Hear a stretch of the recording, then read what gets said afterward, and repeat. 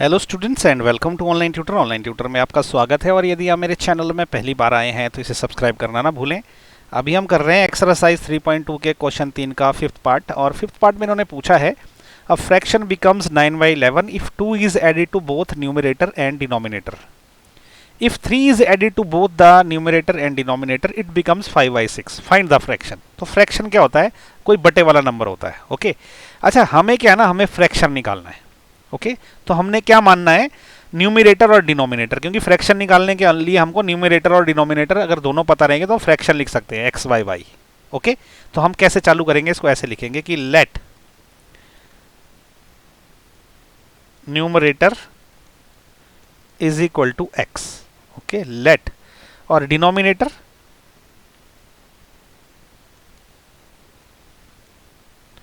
Is equal to y. ठीक है, numerator x हो गया, डिनोमिनेटर वाई हो गया। तो फ्रैक्शन क्या होगा? फ्रैक्शन हो जाएगा एक्स अपॉन वाई, क्योंकि फ्रैक्शन क्या होता है, न्यूमरेटर अपॉन डिनोमिनेटर। ओके अब हम बनाएंगे इक्वेशन ये वाली स्टेटमेंट और ये वाली स्टेटमेंट से। ओके तो ये क्या बोल रहा है, देखो अगर न्यूमरेटर और डिनोमिनेटर में दोनों में 2 ऐड कर देंगे तो फ्रैक्शन क्या है, 9/11 हो जाता है। तो अब क्या हम क्या करेंगे, एक्स मतलब न्यूमरेटर में 2 ऐड कर दिया, डिनोमिनेटर में भी 2 ऐड कर दिया, तो ये फ्रैक्शन कितना बन जाएगा, 9/11। ओके तो इस स्टेटमेंट से हमने ये इक्वेशन बना दी। इसको अब थोड़ा सा ना सिंप्लीफाई कर लेते हैं।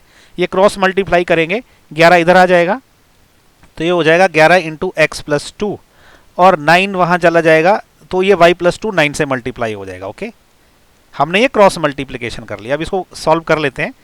11x प्लस 22 ये हो जाएगा 9y प्लस 18। ओके तो अब ये क्या करेंगे, y यहां ले आऊंगा मैं और 22 वहां ले चला जाऊंगा। ओके तो क्या हो जाएगा, ये 11x minus 9y this is equal to 18 minus 22। Okay ये वहां जाके माइनस हो गया और ये यहां पे आके माइनस हो गया 9y। तो अब ये क्या बनेगा, 11x माइनस 9y।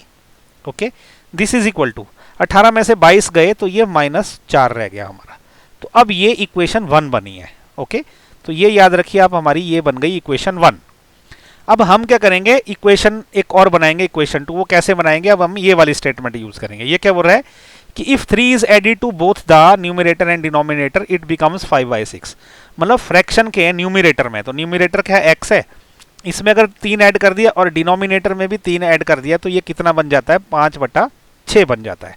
अब इसको सिंप्लीफाई कर लेते हैं, क्रॉस मल्टीप्लाई हो जाएगा तो 6 into x plus 3 is equal to 5 into y plus 3 हो जाएगा। तो इसको सिंप्लीफाई करते हैं, ये हो जाएगा 6x plus 18 is equal to 5y plus 15।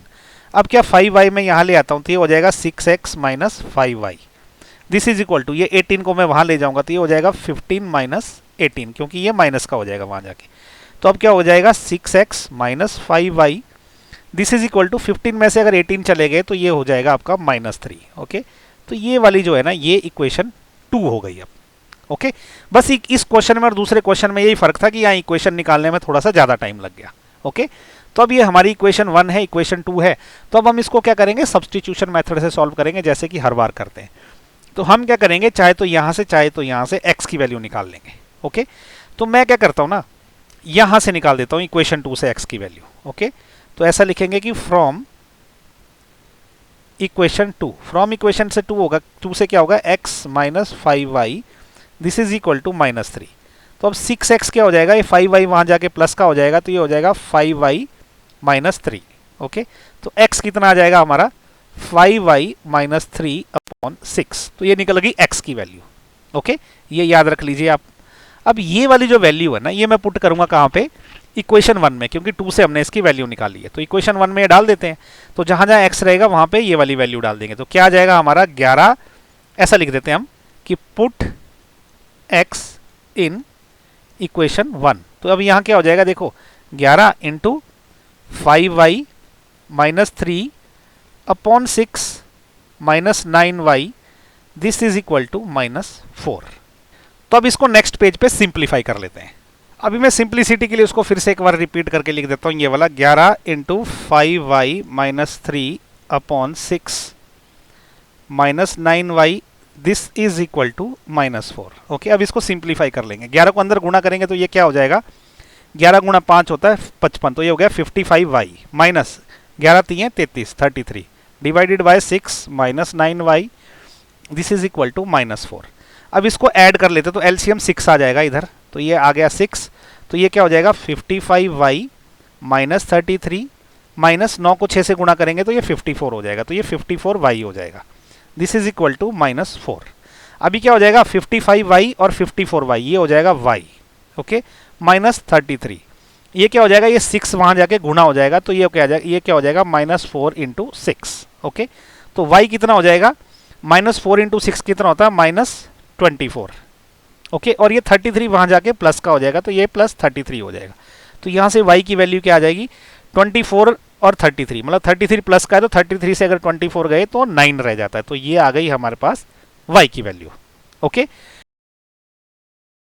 तो देखिए अभी हमारे पास क्या है, y की वैल्यू 9 आ गई है, ओके। तो अब हम y की वैल्यू क्या करेंगे, या तो इक्वेशन 1 में डालेंगे, ओके, देखिए ये इक्वेशन 1 है, या तो इक्वेशन 2 में डाल देंगे, या तो यहाँ भी डाल देंगे, कहीं पे भी डाल दो, वहां से क्या है x की वैल्यू आ जाएगी और वो हमारा x की वैल्यू रहेगी। तो हम क्या करते हैं यहाँ पे डाल देते हैं, ओके। तो ये क्या है x is equal to 5y minus 3/6, तो क्या होगा x is equal to 5y minus 3/6 है, हम इसमें डालते हैं y की वैल्यू, तो ऐसा लिख देते हैं put y in following, okay, मतलब इसमें हम y डालेंगे, तो इससे x क्या आ जाएगा, x is equal to 5 into y की वैल्यू क्या है 9 है माइनस 3 डिवाइडेड बाय 6, तो x क्या हो जाएगा, देखो 9 पंजे कितना होता है 45, मतलब ये हो जाएगा 45 माइनस 3/6, तो x क्या हो जाएगा 45 में से 3 चले गए तो 42 रह गया अपॉन 6, तो यहाँ से x की वैल्यू क्या आ गई 7 आ गई, ओके। तो देखो अभी हमारा आंसर क्या आ गया, हमारे आंसर में x इज इक्वल टू 7 है और y इज इक्वल टू 9 है, ओके, ये आंसर है हमारा, देखो यहाँ से। लेकिन हमें निकालना है कि हमें फ्रैक्शन निकालना है, तो इसका मतलब क्या हो गया कि देयरफॉर जो फ्रैक्शन है, fraction this is equal to x upon y and this is equal to what, x क्या है 7 है, y क्या है 9 है, तो 7/9, तो ये है हमारा फाइनल आंसर, ओके। तो उम्मीद कर रहा हूँ आपको मेरे वीडियो पसंद आए, अगर पसंद आए तो उनको लाइक शेयर और सब्सक्राइब जरूर करें। कुछ डाउट है तो नीचे कमेंट करके मेरे से पूछें। तो नेक्स्ट वीडियो में हम करेंगे क्वेश्चन 3 का पार्ट नंबर 6, जिसका कि लिंक आपको नीचे डिस्क्रिप्शन में मिल जाएगा।